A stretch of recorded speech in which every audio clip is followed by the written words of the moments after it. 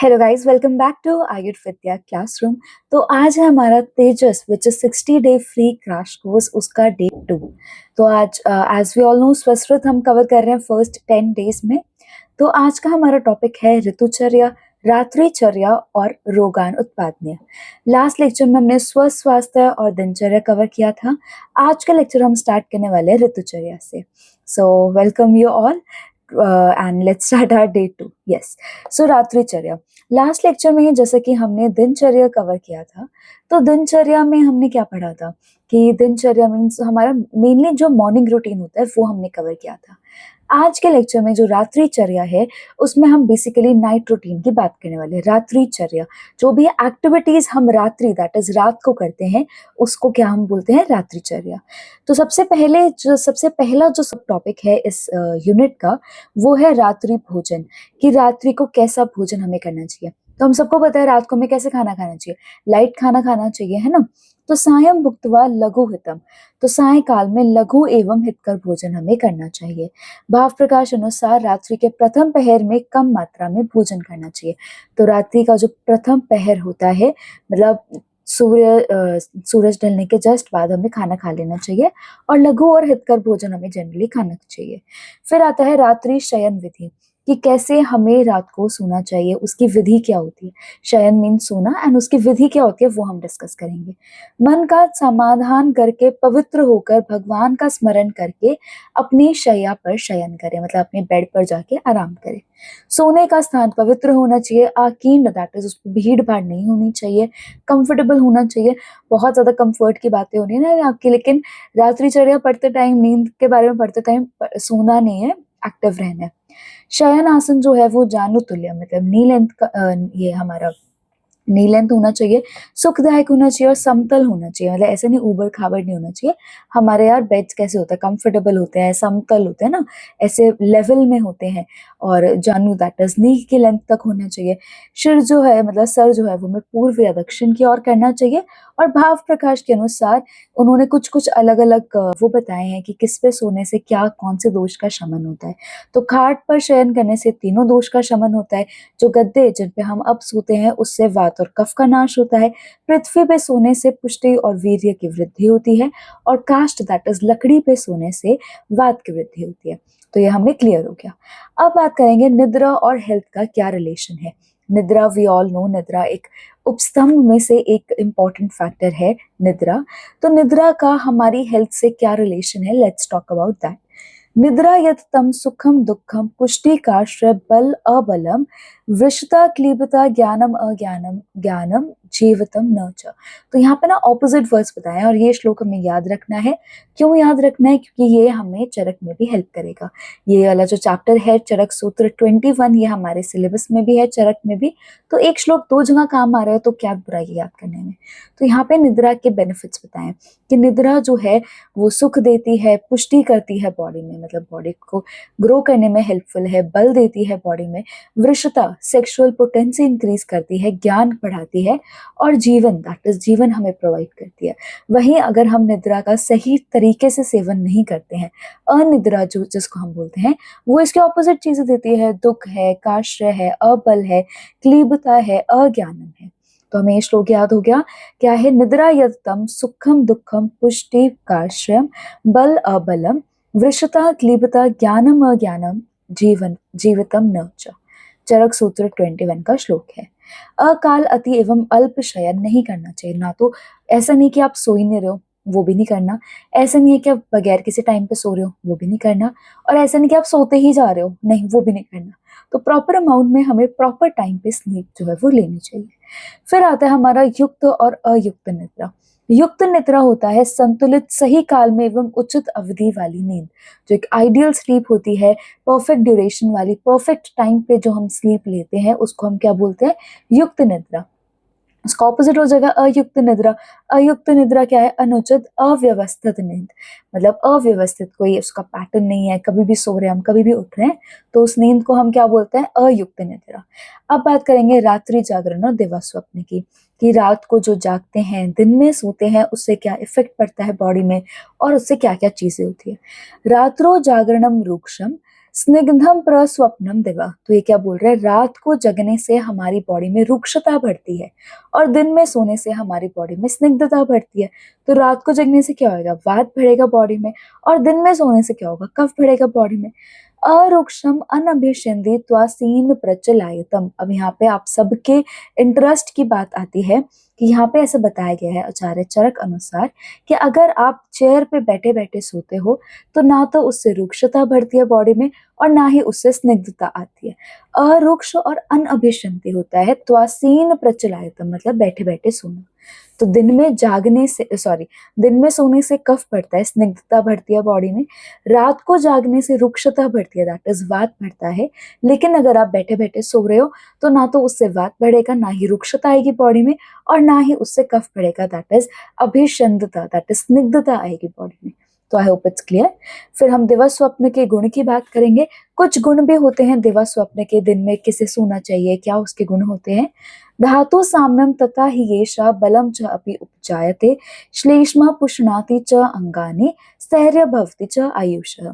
तो एक्चुअली ना मैं आपको थोड़ा एक्स्ट्रा बताती हूँ कि दिवा स्वप्न मतलब दिन में सोना उन लोगों को बताया गया जैसे गर्भ प्रेग्नेंट लेडीज है, या कोई छोटे बच्चे हैं, एल्डरली है, शच है, इमासिएशन है, जिसकी बॉडी बहुत ज़्यादा वीक है, किसी को चोट लगी है, या कोई मतलब लॉन्ग टर्म क्रॉनिक डिजीज है किसी को, है ना, या ग्रीष्म ऋतु है, वातज प्रकृति वाले लोग, इनको क्या बताया, दिवा स्वप्न बताया है। क्यों? क्योंकि दिन में सोने से उनकी बॉडी में स्निग्धता बढ़ेगी, कफ थोड़ा बढ़ेगा तो वात जो है वो कम होगी। पहला तो ये रीजन हो गया। फिर यहाँ पे दिवा स्वप्न के गुण बताए, क्या क्या गुण बताए हैं। दिवा स्वप्न करने से धातु जो है वो साम्य हो जाती है, बल बढ़ता है बॉडी में, अंगों में श्लेष दैट इज कफ की पूर्ति होती है, और स्थैर्य हमारी आयुष दैट इज हमारी जो आयु है, एज जो है हमारी, वो स्थैर्य बनती है। लेकिन इसका हमें ये ध्यान रखना है कि दिवा स्वप्न सबको इंडिकेटेड नहीं होता है, स्पेशली जो हमारे कफज प्रकृति होती है उनको तो बिल्कुल कॉन्ट्रा इंडिकेटेड होता है दिवा स्वप्न। तो ऐसा नहीं है कि आप कफज प्रकृति वाले इंसान हो और फिर भी आप दिन में सो रहे हो, तो उससे क्या होगा, कफ बहुत ज्यादा बढ़ जाएगा बॉडी में, which will cause it's imbalance. अब हम बात करेंगे इफेक्ट्स ऑफ रात्रि जागरण दिवा स्वप्न। अब वही रात्रि जागरण से क्या होता है, वात बढ़ता है, दिवा स्वप्न से क्या होता है, कफ बढ़ता है। तो वात कफज जो भी हमारे डिजीजेस होते हैं ओवरऑल वो हम यहाँ पे इंक्लूड करेंगे। हलीमक, शिरशूल, स्थैमित्य, गुरुगात्रता, अंगमर्द, अग्निनाश, प्रलेप, हृदय शोफ, हृदय शोफ मतलब इन्फ्लेमेशन है हृदय में, अरुचि, हृलास, पीनस, अर्धाव भेद, कोट, पिड़का, कंडू, तंद्रा, कास, गल आम्या मतलब गले के डिसऑर्डर्स हमारे, स्मृति, बुद्धि नाश, स्त्रोत अवरोध, ज्वर, इंद्रिय असमर्थ, सेंस ऑर्गन्स काम नहीं करेंगे, और विषवेग जो है वो अधिक होएगा। उसके बाद अनिद्रा की बात करेंगे तो वात, पित्त, मनस्ताप, क्षय, अभिघात के कारण। किस किस के कारण? ऑब्वियसली कफज व्यक्ति को अगर आप देखते हो तो वो बहुत ज्यादा आलसी होते हैं, राइट। तो कफज वाले जो लोग होंगे उनको अनिद्रा की प्रॉब्लम तो जनरली नहीं देखने को मिलेगी। तो अनिद्रा किस किस के कारण से है? वात और पित्त की वजह से है। दूसरा मनस्ताप, जब आप बहुत ज्यादा परेशान होते हो, बहुत ज्यादा एंजाइटी में होते हो, तब आपको नींद नहीं आती है। क्षय, जब आपकी बॉडी बहुत ज्यादा वीक है, इमासिएटेड है। अभिघात, आपको कोई चोट लगी है तो आपको नींद नहीं आती है। ये सब कारण है अनिद्रा के। उपाय क्या है? अभ्यंग करना, उपटन लगाना और मृदु मर्दन, एक एकदम बहुत लाइट सी मसाज करना बॉडी पे, जिससे आपको नींद आ जाएगी। फिर हम अति निद्रा की बात करेंगे। तो अति निद्रा की चिकित्सा है नस्य विरेचन, मतलब बेसिकली अति निद्रा, जो बहुत ज्यादा बंदा सो रहा है, जिसका कफ बहुत ज्यादा भरा हुआ है, तो पहले तो हम या तो उसका कफ कम करेंगे या फिर उसको परेशान करेंगे, उसको सोने नहीं देंगे। नस्य कर्म कर रहे हैं, विरेचन कर रहे हैं, वमन कर रहे हैं, है ना, भय, चिंता, क्रोध, उसको गुस्सा दिला रहे हैं, उसको किसी टेंशन में डाल दिया, उसको डरा दिया, तो हमें नींद नहीं आएगी। रक्त मोक्षण, उपवास, शैया का अनुकूल ना होना, जो उसका बेड था वो आपने बहुत बेकार सा उसको सेलेक्ट करके दिया है, और सत्व की प्रधानता, जब हमारे बॉडी में जो हमारे 3 गुण होते हैं सत्व, रज और तम, उसमें से जब सत्व जो है वो बहुत ज्यादा बढ़ जाता है तो भी हमें नींद जो है वो नहीं आती। फिर अकाल निद्रा की बात करेंगे। अकाल निद्रा से मोह, ज्वर, स्थैमित्य, पीनस, शिरोवेदना, शोफ, हृलास, अग्निमांद्य, ये सब हमें देखने को मिलते हैं। उसके बाद हमारे कुछ ड्यूरेशन ऑफ स्लीप है according to age and health status की। न्यू बॉर्न्स को 14-17 घंटे, इन्फेंट्स को 12 से 15 घंटे, टॉडलर्स को 11 से 14 घंटे। बेसिकली हमारे आवर्स ऑफ स्लीपिंग कम होते जाते हैं जितना जितना हम इस लाइफ में बिजी होते जाते हैं। फिर प्री स्कूलर्स को 10 to 13 आवर्स है, फिर स्कूल एज चिल्ड्रन को 9 to 11 आवर्स, टीनेजर्स को 8 to 10 आवर्स, यंग एडल्ट जो हम हैं उनको कितना है 7 to 9 आवर्स, फिर एडल्ट को 7 to 9 hours and older adult को 7 to 8 आवर्स। और उसके बाद हम बात करेंगे कुछ स्लीप की ड्यूरेशंस बताई है एलिंग और हेल्दी इंडिविजुअल्स में। ये सारा डिजायर टू नो टॉपिक है, वो आप अपना एंड से कवर कर सकते हो। फिर लास्ट हमारे 2 इसमें टॉपिक बचते हैं रात्रिचर्या में, दैट इज निद्रा के टाइप्स कितने होते हैं और हमारा ब्रह्मचर्य एंड अब्रह्मचर्य, निद्रा के भेद। तो निद्रा के बेसिकली हमारे 6 टाइप्स होते हैं, तमोभव निद्रा, श्लेष्म समुद्भवा, मनः शरीर श्रम समुद्भवा, आगंतुकी निद्रा, व्याधन वर्तनी, रात्रि स्वभाव प्रभाव निद्रा। निद्रा को हम इन डिटेल 6 टाइप्स होते हैं चार्य चरक के अकॉर्डिंग, इन डिटेल हम चैप्टर 21 में हम ऑलरेडी कवर कर चुके हैं, तो इसलिए मैं अब यहाँ पे टाइप्स ऑफ निद्रा को डिटेल में नहीं पढ़ाऊंगी। और फिर सुश्रुत के अनुसार 3 होते हैं, वैष्णवी, तामसी और विकारिकी, ये हमें पता होने चाहिए। फिर हम ब्रह्मचर्य और अब्रह्मचर्य की बात करेंगे। तो ब्रह्म मतलब प्रगति और चर्या मतलब प्रयत्नशील। तो ब्रह्मचर्य होता है अर्थ या ज्ञान के लिए जो भी हम एफर्ट्स करते हैं, जो भी हम प्रयत्न करते हैं, उसको हम क्या बोलते हैं, ब्रह्मचर्य बोलते हैं। तो अर्थ ज्ञान के लिए प्रयत्नशील मतलब अर्थ के लिए या फिर कोई भी प्रगति, कोई भी उन्नति मतलब आपके प्रोग्रेस के लिए जो भी एफर्ट्स किए जाते हैं, उसको हम क्या बोलते हैं, ब्रह्मचर्य बोलते हैं। गुप्त इंद्रिय पर नियंत्रण ही ब्रह्मचर्य होता है। और ब्रह्मचर्य का महत्व ये भी हमारा 3 उपस्तंभ में आता है, आहार, निद्रा और ब्रह्मचर्य। लेकिन आचार्य वाग्भट ने त्रय उपस्तंभ में ब्रह्मचर्य की जगह अब्रह्मचर्य मेंशन किया था। बेसिकली ब्रह्मचर्य और अब्रह्मचर्य में यही डिफरेंस होता है।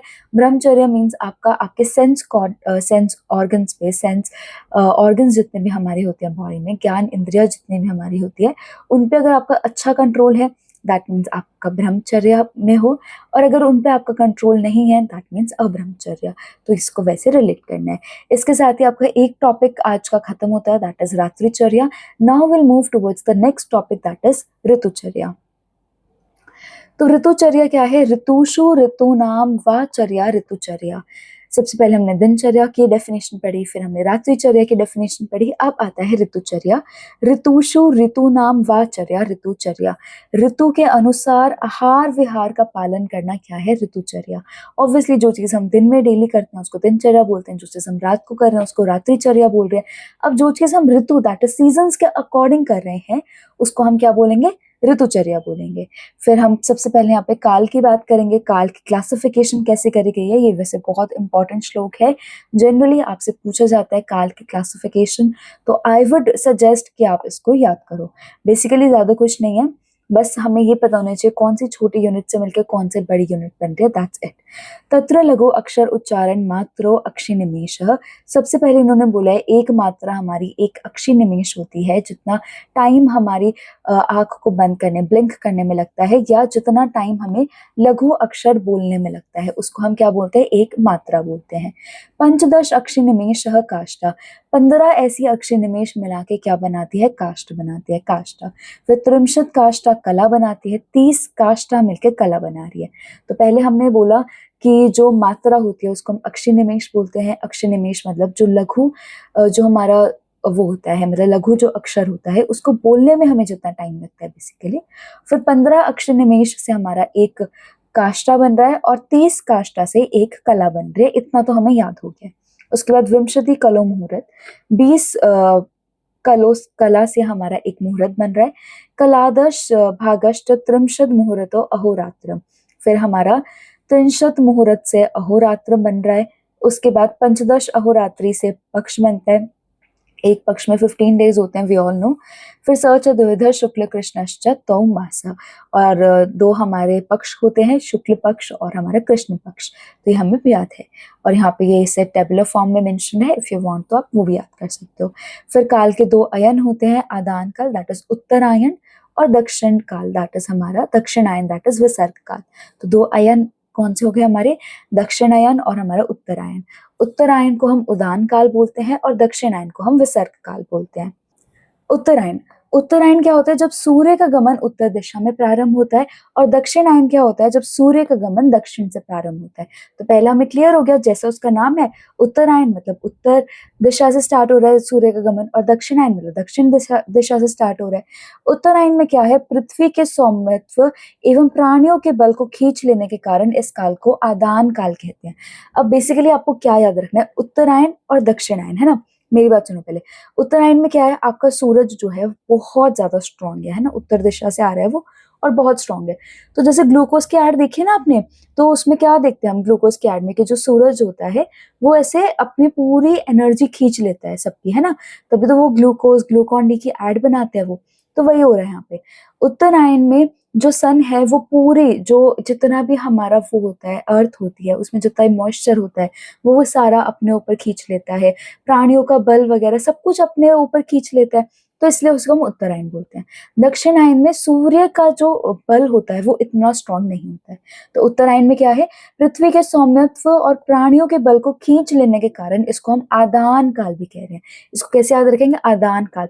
हमारी एनर्जी का दान हो रहा है, हमारी एनर्जी का दान जबरदस्ती सूरज देवता हमसे ले रहे हैं, इसलिए हम इसको उत्तरायण या फिर आदान काल बोलते हैं। और अग्निगुण प्रधान होता है। लक्षण इसमें क्या होंगे, सूर्य की किरणें तीक्ष्ण और उष्ण होती है, वायु उष्ण और रुक्ष होती है, बेसिकली हमारे समर सीजन सारा, और प्राणियों का बल जो है वो हीन होता है। उसके बाद हम दक्षिणायन की बात करेंगे। दक्षिणायन में सूर्य का गमन जो है वो दक्षिण से प्रारंभ होता है। प्राणियों में बल एवं आप्य अंश की उत्पत्ति होती है। अब ऑब्वियसली सूरज थोड़ा वीक है, उसने हमारी एनर्जी को अपनी तरफ नहीं खींचा, तो हमारा बल भी थोड़ा ज्यादा होएगा और हमारे में आप्य अंश दैट इज जो वाटर कंटेंट होता है वो भी ज्यादा होएगा। लक्षण क्या है, सौम्य गुण वाला सोम दैट इज चंद्रमा यहाँ पे बलवान होता है, मून यहाँ पे स्ट्रांग होता है, सूर्य का बल कम होता है, वर्षा, शीतल वायु और प्राणियों के देह में बल अधिक होता है। तो आई होप उत्तरायण या फिर हमारा दक्षिणायन दोनों हमें क्लियर है। दक्षिणायन को हम विसर्ग काल बोलते हैं और उत्तरायण को हम आदान काल बोलते हैं। अब इसमें कौन कौन से सीजन आएंगे, दक्षिणायन में शिशिर, वसंत, ग्रीष्म आते हैं और विसर्ग काल में हमारी सर्दी, वर्षा, शरद और हेमंत आते हैं। और ये हमें बल का सीक्वेंस भी याद रखना चाहिए। शिशिर में क्या हो रहा था, शिशिर और शिशिर से ग्रीष्म में गर्मी जो है वो बढ़ती है ना, तो इसलिए क्या होता है, हमारा जो बल है वो कम होता है। तो यहाँ से यहाँ आएंगे तो बल कम होएगा और यहाँ से यहाँ जाएंगे तो बल बढ़ता है। तो ये हमें दिमाग में सेट होना चाहिए। उसके बाद संचय, प्रकोप, प्रश्न, ये हमने लास्ट लेक्चर में भी कवर किया था। वात, पित्त, कफ हमारे 3 दोष होते हैं, उनका संचय ग्रीष्म, वर्षा, हेमंत में होता है। उनका प्रकोप वर्षा, शरद, वसंत में, और प्रशमन इनका शरद, हेमंत, ग्रीष्म में। बेसिकली हमें एक ही याद करना होता है, उसके बाद की पूरी सीक्वेंस होती है, जो सीक्वेंस यहाँ पे मेंशन्ड है। जैसे फॉर एग्जाम्पल अगर हम ग्रीष्म की बात करें तो ग्रीष्म में उसका संचय हुआ, फिर वर्षा में उसका प्रकोप होता है और शरद में उसका शमन होता है। तो ये ऐसी सीक्वेंस है, हमें बस ये याद रखना है कि संचय ग्रीष्म, वर्षा और हेमंत ऐसे होता है। उसके बाद हम बात करेंगे अग्नि और बल, ये मैंने आपको बता ही दिया है। अब हमारी इंडिविजुअल ऋतु स्टार्ट होती है। जो हमारे 6 ऋतु है, हेमंत, वसंत, ग्रीष्म, वर्षा, शरद और शिशिर, ये सारी ऋतु जो होती है हमारी, वो हम इंडिविजुअली एक एक को पढ़ेंगे। इनमें हमें क्या क्या पढ़ना है, उसके लक्षण क्या होते हैं, उस ऋतु में क्या मतलब एटमॉस्फेयर कैसा होता है, शारीरिक बल कैसा होता है, और ह्यूमन बॉडी पे उस सीजन का इम्पैक्ट क्या पड़ता है, उस सीजन में पथ्य आहार विहार क्या है और अपथ्य आहार विहार क्या है, मतलब कौन सी चीज़ हमें फॉलो करनी चाहिए, कौन सी चीज़ को हमें नहीं फॉलो करना चाहिए, वो सब हम कवर करेंगे। सबसे पहले आती है हेमंत ऋतु। हेमंता हंति लोकान शैत्ययन ईति। तो ये क्या बोल रहे हैं, शैत्ययन, शैत्ययन मतलब शीत, ठंड के कारण जब हेमंत जो है वो लोगों को हंती है, मतलब उनको उनके वो करती है, क्या करते हैं, मृत्यु करती है, तो उसको हम क्या बोलते हैं, हेमंत बोलते हैं। तो हेमंत ऋतु वो ऋतु होती है जिसमें वो सर्दी दैट शीतता के कारण मनुष्य को या जो भी प्राणी है उनको मार देती है। तो शीत के द्वारा पृथ्वी में स्थित सभी मनुष्य को जो मारता है उसे हम हेमंत ऋतु कहते हैं। पर्याय इसके शरद अंत है और हिम आगम है। हिम आगम क्यों बोलते हैं इसको, हिम मतलब ठंड और आगम मतलब आना, यहाँ से हमारी ठंड स्टार्ट हो जाती है। और शरद अंत क्यों बोलते हैं, क्योंकि शरद के बाद वाली ऋतु होती है ये। लक्षण की बात करेंगे तो धूम के समान मलिन एवं रज से व्याप्त, उत्तरी वायु चलती है, शीत और रुक्ष होती है, रोमहर्ष, गूजबम्स आते हैं, लोद्र, प्रियंगु, लवली आदि सुंदर फूल खिल जाते हैं, हाथी, अजाम, महेश, घोड़ा, कौआ, सुअर ये सब मदोन्मत हो जाते हैं, नदियां बर्फ से ढक जाती हैं, वाष्प, स्टीम निकलने लगता है, मछलियां और जलचर जो पक्षी होते हैं वो ऑब्वियसली हमारे जो वाटर एनिमल्स होते हैं वो छुप जाते हैं, क्योंकि इतनी ठंडी होती है, पानी इतना ठंडा हो जाता है, पानी का जो सरफेस है वो बर्फ से ढक जाता है। कूप का जल उष्ण होता है, जो कुआं होता है उसका पानी गर्म होता है, और रात्रि इसमें लंबी होती है। As we all know winters की नाइट्स जो है वो लंबी होती है और दिन छोटे होते हैं। शरीर पे क्या प्रभाव होता है? जठर अग्नि बहुत ज़्यादा बलवान होती है। अब हम सबको पता है हम सर्दी में ड्राई फ्रूट्स खाते हैं, लड्डू खाते हैं, इतनी सारी चीज़ें खाते हैं। क्यों खा पाते हैं? क्योंकि सर्दियों में हमारा जो डाइजेस्टिव सिस्टम होता है वो बहुत ज़्यादा स्ट्रॉन्ग होता है। उसके बाद गुरु आहार का पाचन हो सकता है। यदि आहार कम खाया जाए तो अग्नि वायु द्वारा प्रेरित होकर धातुओं का पाचन करने लगती है। और अगर आप सर्दी में भी खाना कम खाते हो ना, तो आपकी जो अग्नि होती है वो वायु से प्रेरित होके, क्योंकि पूरे एटमॉस्फेयर में रुक्षता होती है, आपकी स्किन कितनी ड्राई हो जाती है विंटर्स में, राइट?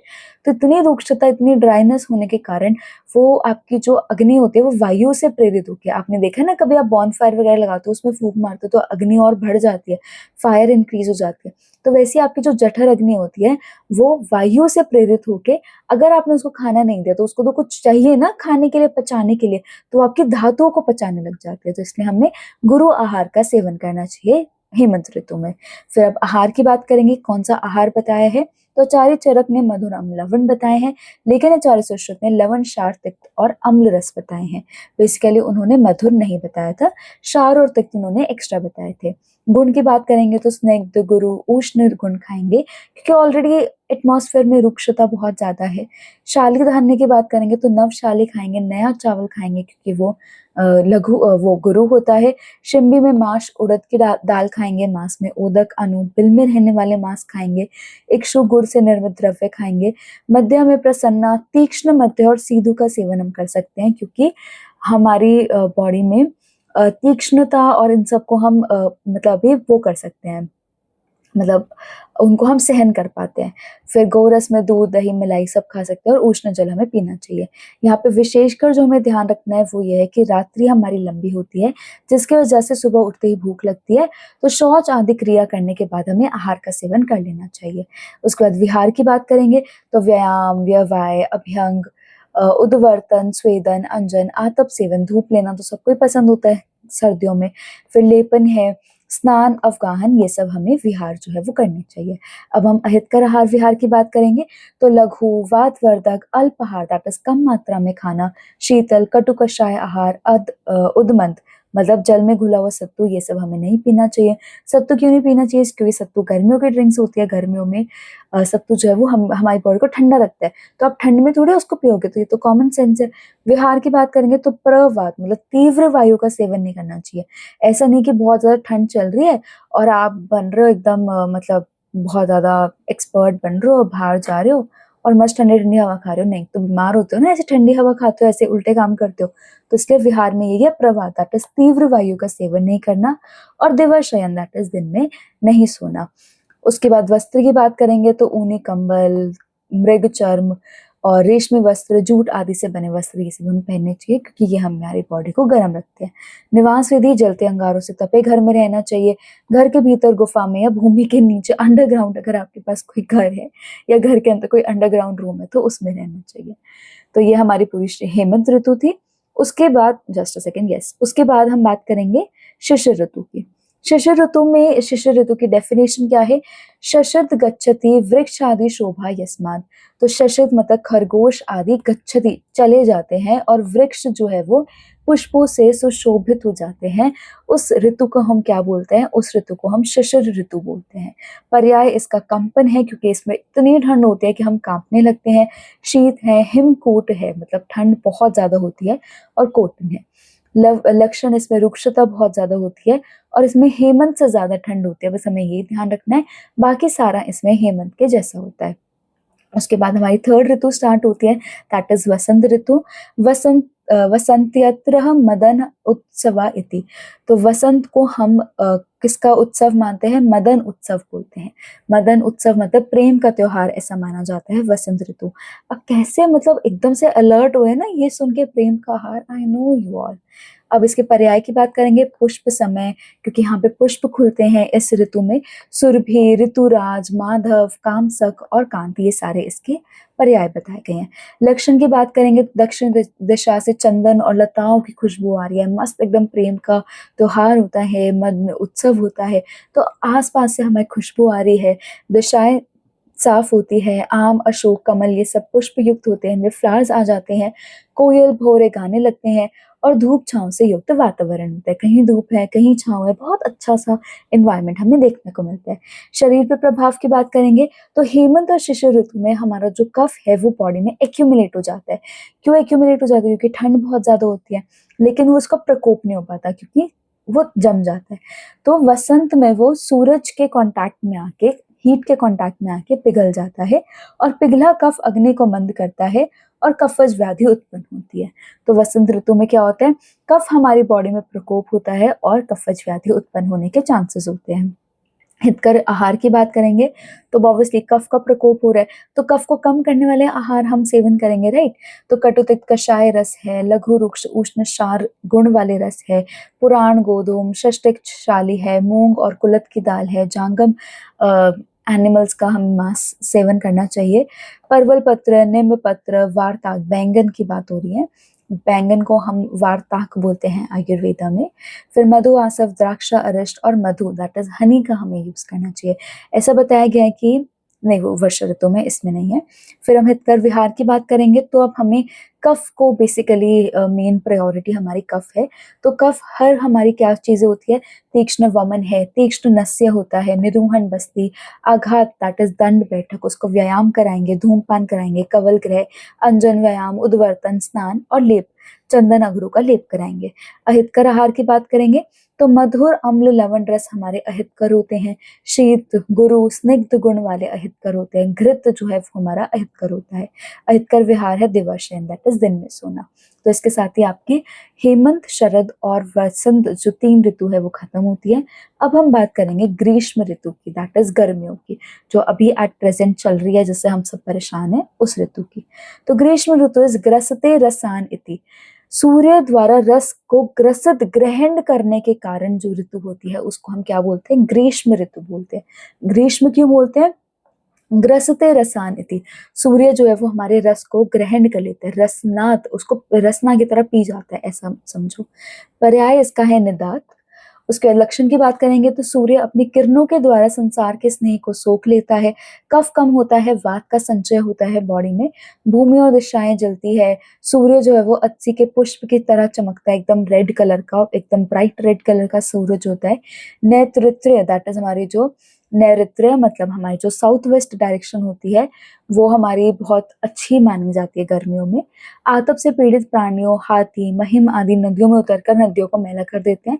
सबने देखा है भैंस जो है वो गर्मियों में नदियों में जाके अपना बाथ लेती है मस्त आराम से और नदियों को गंदा करके आ जाती है। फिर सूर्य की किरणें जो है वो नदियों का जल सुखा देती है, वृक्ष के पत्ते जो है वो झड़ जाते हैं, वृक्ष छायाहीन हो जाते हैं। तो मेरे अकॉर्डिंग ये सारी ऋतुज जो है वो आपको एज सच स्पेसिफिकली बैठ के याद करने की तो नहीं है, आसपास जो आप ऑब्जर्व करते हो वही सारी चीजें हैं, वही सब आपको लिखनी है। बस प्रेजेंट कैसे करना है वो मैंने आपको बता दिया है।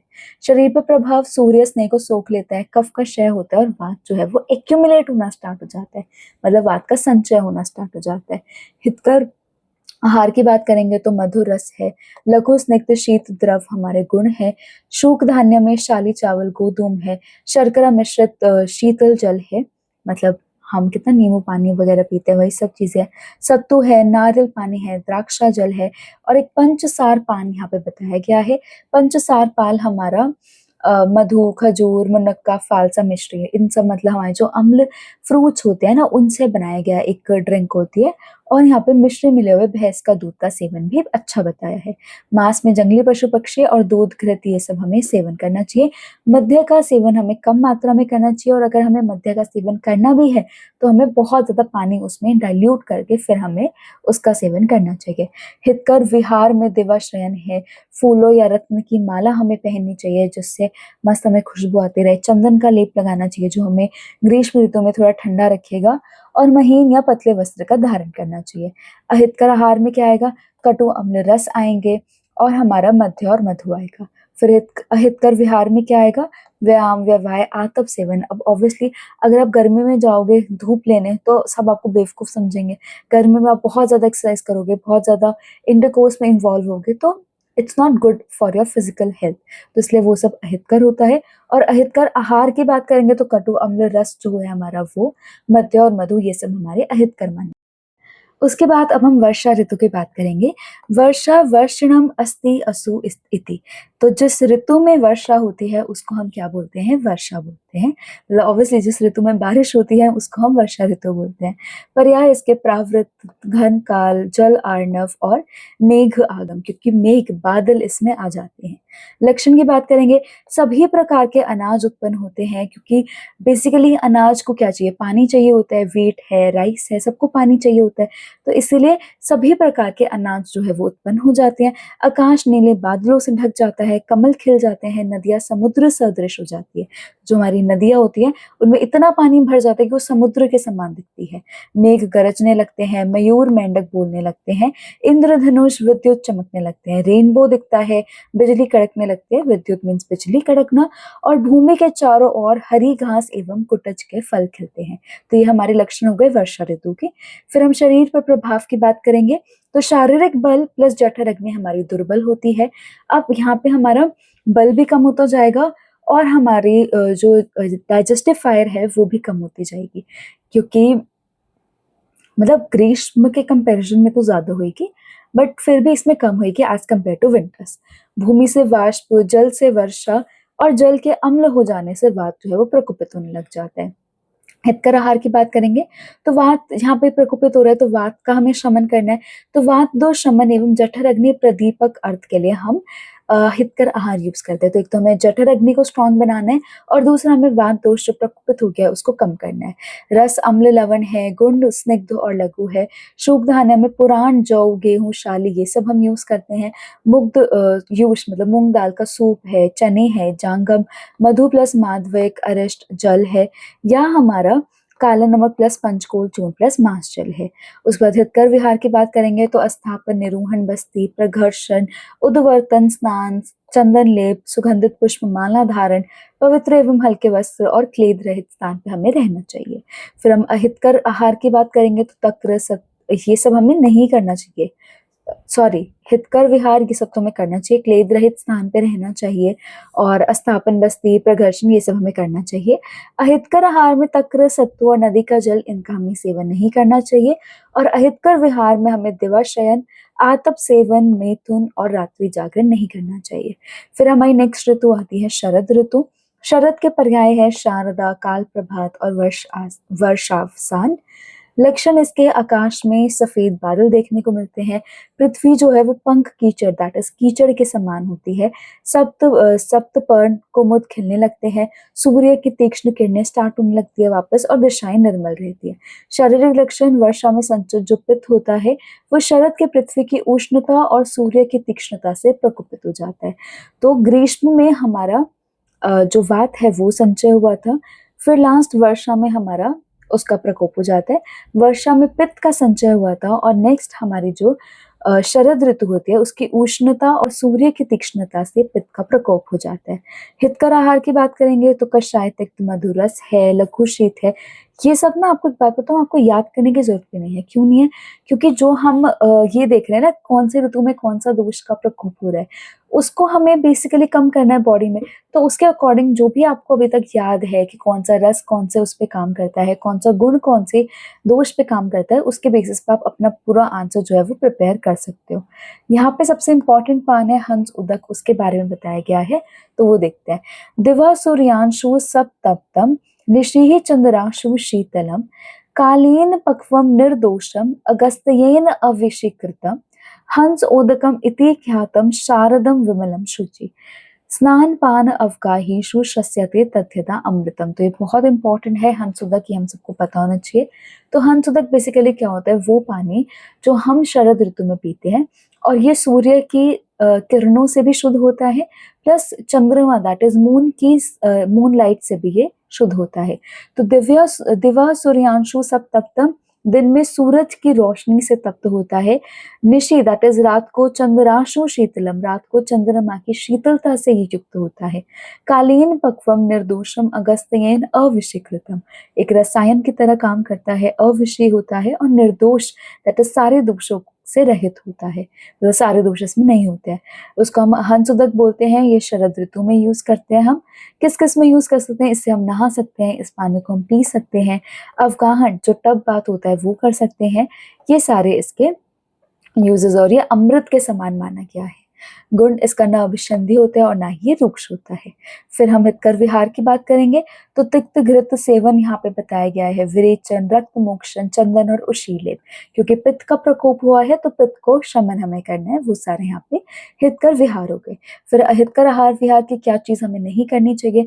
तो अनूप मांस, दही, वसा, तेल, क्षार, तीक्ष्ण मद्य इनका सेवन नहीं करना चाहिए। आतप धूप का सेवन और दिन में सोना नहीं चाहिए। तो आपकी 6 ऋतु जो होती है वो कवर हो गई है।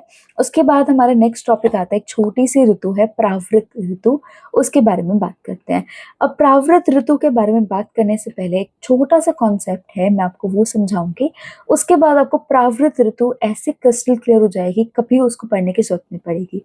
अब ये इंडिया का मैप है ना, यहाँ पे बीच में जो हमारा विंध्या वाला रीजन होता है ना, विंध्या वाला जो ब्रिज काइंड ऑफ होता है, वो इंडिया को डिवाइड कर रहा है नॉर्थ और साउथ में। अब हम सबको पता है नॉर्थ में क्या होता है, ठंड बहुत ज्यादा होती है, और साउथ में क्या होता है, बारिश बहुत ज्यादा होती है ना। तो नॉर्थ में ठंड ज्यादा होती है, इसलिए ठंड के 2 ऋतु बनाए गए, हेमंत और शिशिर। और नीचे साउथ में बारिश ज्यादा होती है, इसलिए बारिश के 2 ऋतु बनाए गए हैं, प्रावृत और वर्षा। तो प्रावृत हमारा वो सीजन है, प्रावृत हमारी वो ऋतु है जो वर्षा से थोड़ा सा पहले आती है, जिसमें थोड़ी सी कम बारिश होती है एज कम्पेयर टू वर्षा ऋतु। और शीत उत्तर भाग में हेमंत और शिशिर होता है। तो दक्षिण जो साउथ वाले रीजन है उसमें वसंत, ग्रीष्म, प्रावृत, फिर वर्षा, शरद और हेमंत होती है। और विंध्य के जो उत्तरी भाग में है उसमें शिशिर ऐड हो जाता है प्रावृत की जगह, बाकी वसंत, ग्रीष्म, वर्षा, शरद और हेमंत हमारी सेम रहती है। तो ये हमें क्लियर हो गया कि उत्तर दिशा में ठंड ज्यादा होती है, इसलिए हमने शिशिर ऐड कर दिया, और साउथ के रीजन में बारिश ज्यादा होती है, इसलिए हमने प्रावृत ऐड कर दिया। लक्षण की बात करेंगे तो वायु पश्चिम दिशा में घूमती है, बिजली चमकती है, और कम बारिश होती है एज कम्पेयर टू वर्षा ऋतु। जैसे मैंने आपको बताया था, पृथ्वी कोमल है, श्याम रंग की घास होती है, कुटज, सर्ज, कदम, केतकी, ये सब आदि सुंदर लगते हैं। उसके बाद एक ऋतु संधि का कॉन्सेप्ट आता है। ऋतु संधि as we all know, last के जो ऋतु गई है अभी, मतलब फॉर एग्जाम्पल अभी जो ऋतु चल रही है उससे पहले जो ऋतु थी उसके आखिरी का 1 हफ्ता, और अब जो ऋतु चल रही है उसकी स्टार्टिंग का 1 हफ्ता, दोनों मिला के जो 14 डेज होते हैं उसको हम क्या बोलते हैं? ऋतु संधि बोलते हैं। ऋतुओं अंत आदि सप्ताहात ऋतु संधि इति स्मृतः। तो ऋतुओं के अंत मतलब एक ऋतु के अंत का सप्ताह और अगले ऋतु के आने वाला सप्ताह को हम क्या बोलते हैं? ऋतु संधि बोलते हैं। तत्र पूर्व विधि त्याज्य सेवनीय अपरः क्रमात्। और इसका सिग्निफिकेंस क्या है कि इसके अंदर हमें धीरे धीरे क्रमशः, मतलब बहुत स्लोली स्लोली, पुरानी जो ऋतु होती है उसके आहार विहार को, उसकी चर्या को त्याग देना चाहिए, और धीरे धीरे आने वाली ऋतु के चर्या को हमें पालन करना चाहिए। असात्मज ही रोगा स्यु सहसा त्यागशीलनाथ। और अगर कोई सहसा मतलब बहुत जल्दी जल्दी पुराने वाले हमारे जो आहार विहार होता है उसका त्याग करेगा और नए वाले आहार विहार को बहुत जल्दी जल्दी पालन करेगा, तो उसको असात्म्य रोग जो है वो होने की संभावना होती है। तो ऋतु संधि इज क्लियर। उसके बाद एक पदांश क्रम आता है, इसमें वही चीज है जो मैंने अभी आपको बोली कि धीरे धीरे हमें, जैसे फॉर एग्जाम्पल 4 प्रहर होते हैं हमारे, 4 भाग होते हैं दिन के। तो इनिशियली पहला दिन अगर है तो उसमें 3 भाग हम पुरानी ऋतु का सेवन करेंगे और 1 भाग में हम नई ऋतु का करेंगे। फिर 2 से 3 भाग में 2-2 भाग है, 2 भाग में हम पुरानी चीज सेवन कर रहे हैं, 2 भाग में हम नई चीज सेवन कर रहे हैं। फिर 4-5-6 दिन में पुराना वाला हमारा 1 भाग हो जाता है, नई वाली हमारी 3 भाग हो जाते हैं। तो जैसे स्टेप लैडर की तरह ये पूरा फॉलो होता है। उसके बाद हम बात करेंगे यम दंष्ट्रा काल, ऋतु हरित की और ऋतु विपर्यय। उसके बाद ये 3 छोटे टॉपिक हमारे बचते हैं एंड हमारा ऋतुचर्या जो है वो खत्म हो जाएगा। यम दंष्ट्रा काल। अब यम दंष्ट्रा 2 वर्ड से बना है, यम प्लस दंष्ट्रा। यम तो हम सबको पता है, यमराज जी वो तो हमारे मृत्यु के देवता होते हैं, और दंष्ट्रा मतलब जबड़ा। तो यम के दांतों के समान शरीर पर इतना हानिकारक जिसका इफेक्ट होता है वो कौन सा काल है? यम दंष्ट्रा काल है। तो यम दंष्ट्रा क्या हो गया? जब यम दैट इज हमारे जो यमराज है उनके जबड़े की तरह इतना बुरा असर जब बॉडी पे पड़ता है उसको हम यमदंष्ट्रा काल बोलते हैं। आचार्य शार्ंगधर ने यमदंष्ट्रा काल का वर्णन कार्तिक मास से एवं मार्गशीर्ष के मध्य में किया है। तो कार्तिक से लेके मार्गशीर्ष जो हमारे मंथ्स होते हैं, ये हिंदी वाले मंथ्स है, तो ऐसे शौक में तो जाना मार्गशीर्ष ये क्या होता है, ये तो मैंने कभी सुना ही नहीं है। तो ये जस्ट हिंदी वाले मंथ्स होते हैं।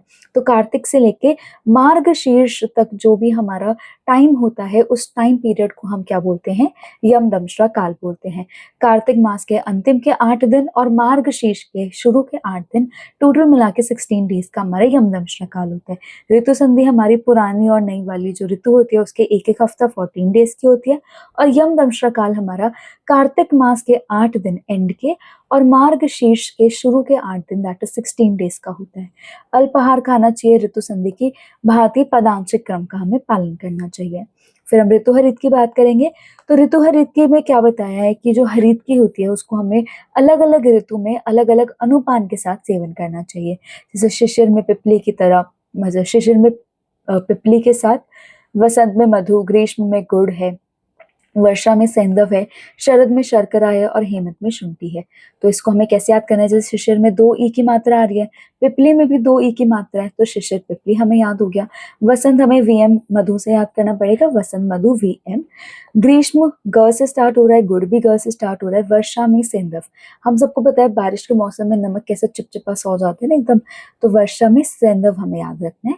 शरद श से स्टार्ट हो रहा है, शर्करा श से स्टार्ट हो रही है, और हेमंत हमारा शुंठी, ये हमें याद रखना है। उसके बाद हम ऋतु विपर्यय की बात करेंगे। तो ऋतु के सामान्य गुणों से विपरीत गुणों का उत्पन्न होना। अभी एट प्रेजेंट जो हमारे सीजन्स होते हैं वो प्रॉपर ऋतुज नहीं होती है।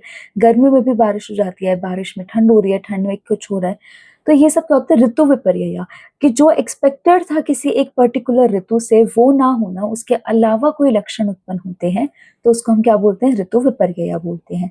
विपर्यय का मतलब व्यापक होता है। व्यापतः शीत उष्ण वात वर्षा नाम एप विपरीत्यम। तो शीत उष्ण वात वर्षा इन सब का उल्टा पुल्टा होना हमारा ऋतु विपर्यय होता है। ऋतु व्यापक हमारे 18 टाइप्स के होते हैं, ये हमें नंबर पता होना चाहिए। और चरक अनुसार अतिसार आदि रोग हो जाते हैं। जनपद उद्वंस में महत्वपूर्ण, जनपद उद्वंस एपिडेमिक डिजीज जो हमारे होते हैं उसमें इंपॉर्टेंट रोल प्ले करता है। और आचार्य सुश्रुत अनुसार वात आदि प्रकोपित होने से रोग उत्पत्ति होती है और ज्वर अतिसार आदि रोग हमें देखने को मिलते हैं। तो इसके साथ ही आपके आज के जो 2 टॉपिक्स थे, रात्रिचर्या और ऋतुचर्या, खत्म होते हैं। Now we move towards our next topic that is रोगान उत्पादनीय। तो रोगान उत्पादनीय हमारा दो वर्ड्स से बनता है, रोग प्लस अनुत्पादनीय।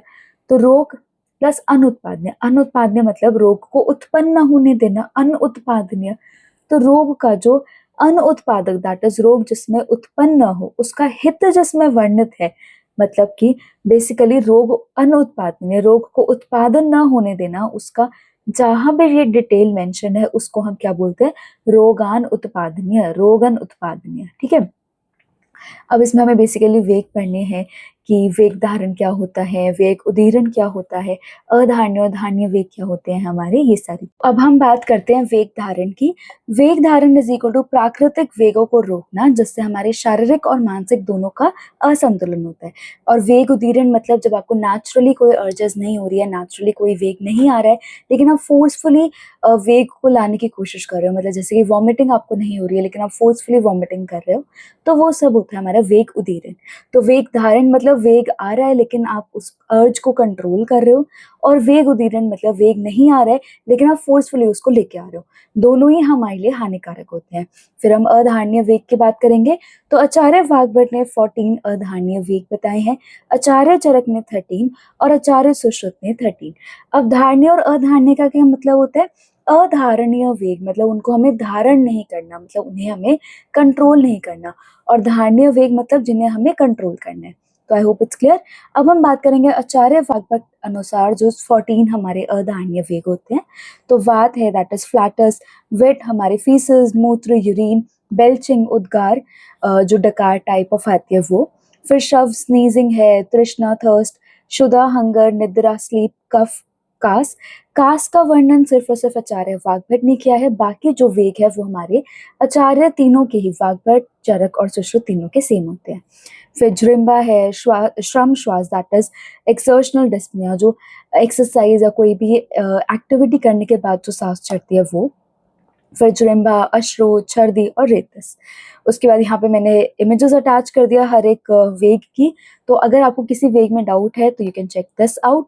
उसके बाद हम बात करेंगे आचार्य चरक अनुसार जो उन्होंने वेग मेंशन करे हैं, 13 अधान्य वेग, उनको थोड़ा डिटेल में पढ़ेंगे। तो सबसे पहले मूत्र है, तो बस्ती एवं मतलब बस्ती वाले एरिया में एंड जो हमारा वो सब होता है उन सब में शूल दैट इज पेन होता है। मूत्र, कृच्छ्री, शिरा, शूल, विनाम दैट इज शरीर का झुकना। उसके बाद वंशन में आना है, ऐसे जकड़ाहट, बर्निंग सेंसेशन हमें फील होती है जब हमारा जो मूत्र का वेग है वो हम धारण करते हैं। इसके चिकित्सा के लिए स्वेदन, अवगाहन, अभ्यंग, अवपीड़न, घृतपान, त्रिविध बस्ती कर्म हमें बताए गए हैं।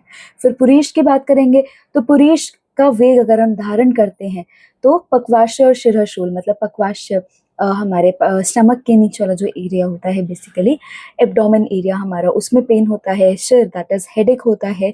फिर अपान वायु और मल का रुकना, पिंडलियों में ईंधन और आदमान, पेट फूलता है हमारा। चिकित्सा में स्वेदन, अभ्यंग, अवगाहन, वर्ती, बस्ती कर्म और हमारा अन्नपान, प्रमाथी अन्नपान। फिर शुक्र की बात करेंगे तो वृषण और उसमें वेदना है, अंगमर्द है, हृदय में वेदना है, मूत्र का रुकना है और अभ्यंग, अवगाहन, मद्यपान, कुक्कुट मांस, शाली चावल, दुग्ध, निरूहण, बस्ती में, तो इन सब का हमें प्रयोग करना चाहिए। अपान वायु की बात करेंगे तो अपान वायु, मूत्र और पुरीश को रुकना, ये सब रुक जाता है अगर हम अपान वायु को कंट्रोल करेंगे, क्योंकि वी ऑल नो मल, मूत्र और शुक्र इन सब का मूवमेंट ही बाहर की तरफ अपान वायु के द्वारा होता है। उसके बाद आदमान है, वेदना, क्लम, पेट में पीड़ा और वातजन्य रोग। स्नेहन, स्वेदन, वर्ती, वातनाशक, अनपान एवं बस्ती, ये सब हमारी चिकित्सा होती है।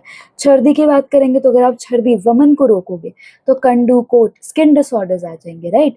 कंडू, कोट, अरुचि, व्यंग, बेसिकली हमारे कफ अगर बॉडी में एक्यूमुलेटेड रहेगा तो वो सारे डिसीजेस है ये। ज्वर है, कुष्ठ है, पांडु है, हृलास है, विसर्प, ये सारी चीजें बेसिकली स्किन डिसऑर्डर्स हो रहे हैं और हमारे इन्फ्लेमेशन, पांडु, अनीमिया, फीवर, ये सारी चीजें हो रही है। इसका चिकित्सा क्या है?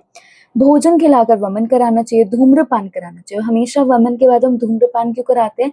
क्योंकि वमन कराते हुए हमारे जो दोष होते हैं वो सिर में थोड़े एक्यूमुलेट हो जाते हैं, तो उनको बाहर निकालने के लिए हम धूमपान कराते हैं। लंघन है, रक्त मोक्षण है, रुक्ष पान का सेवन, व्यायाम और विरेचन। शवदू दैट इज छींक, अगर हम छींक को कंट्रोल करते हैं तो मन्यस्तम, हमारा जो जॉ है वो स्टिफ हो जाती है। शिरोशूल, अर्धावभेदक that is hemiplegia, facial paralysis, ये सारे डिसऑर्डर्स हमें देखने को मिलते हैं।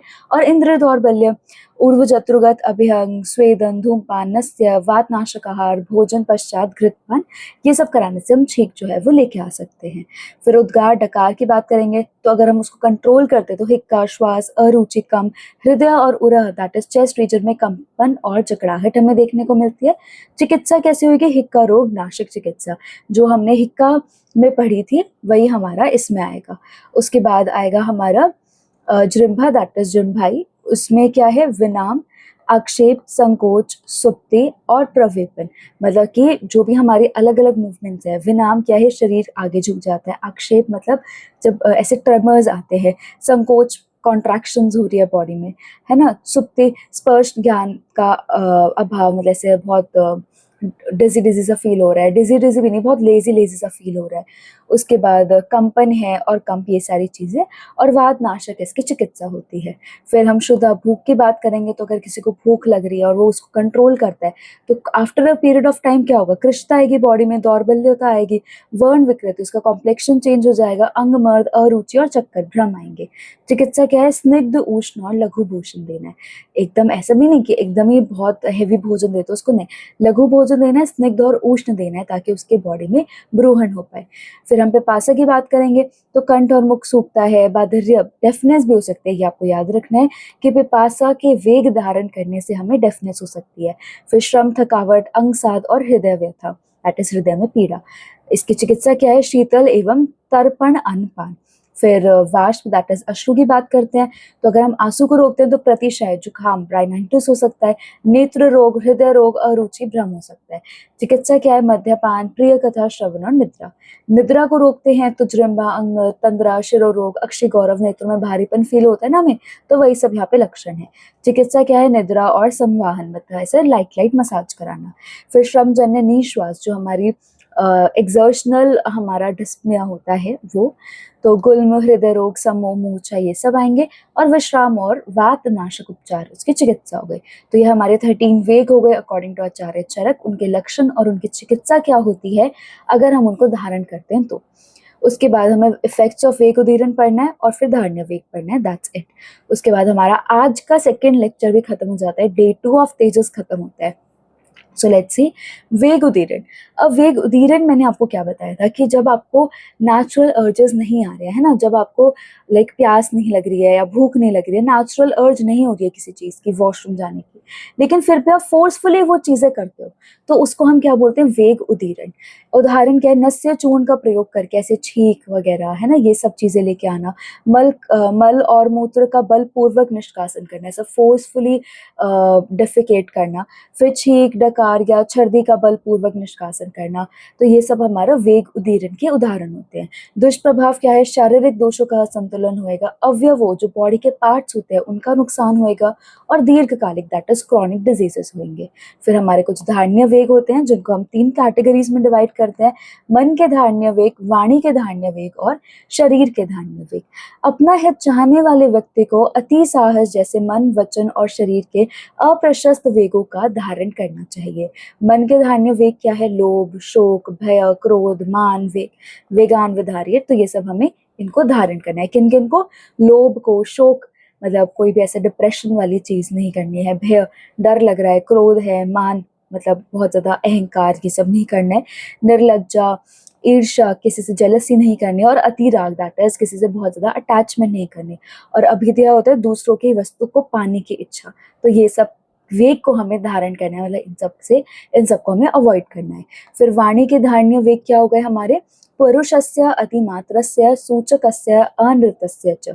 परुषस्य मतलब कठोर वचन नहीं बोलना है, अतिमात्रस्य वाणी के धारण्य वेग पढ़ रहे हैं, वाणी मतलब बोलना, तो परुष मतलब कठोर, तो कठोर वचन हमें नहीं बोलने चाहिए, अति मात्रा में हमें नहीं बोलना चाहिए। सूचकस्य मतलब दूसरों की निंदा नहीं करनी चाहिए, अनृतस्य झूठ, असत्य नहीं बोलना चाहिए, वाकस्य अकाल अनुचित टाइम पे हमें नहीं बोलना चाहिए। तो ये हमारे वाणी के धारण्य वेग हो गए। फिर कुछ शरीर के धारण्य वेग होते हैं: दूसरों को पीड़ा पहुंचाने वाली चेष्टा नहीं करनी चाहिए, पर स्त्री का भोग नहीं करना चाहिए, स्त्रीय दैट इज चोरी नहीं करनी चाहिए, और हिंसा नहीं करनी चाहिए। तो इसके साथ ही आपके आज के लेक्चर का जो थर्ड टॉपिक था दैट इज रोगान उत्पाद में, वो कवर होता है। I hope it's all clear. इसके साथ ही आपका तेजस डे 2 जो है वो फिनिश होता है। Mark your attendance down in the comment section and notes will be provided, notes will be available on the pinned comment, the link will be available on the pinned comment, you can check that out। मिलते हैं कल with new energy and with fresh day 3 #tejas day 2 completed। Okay, thank you।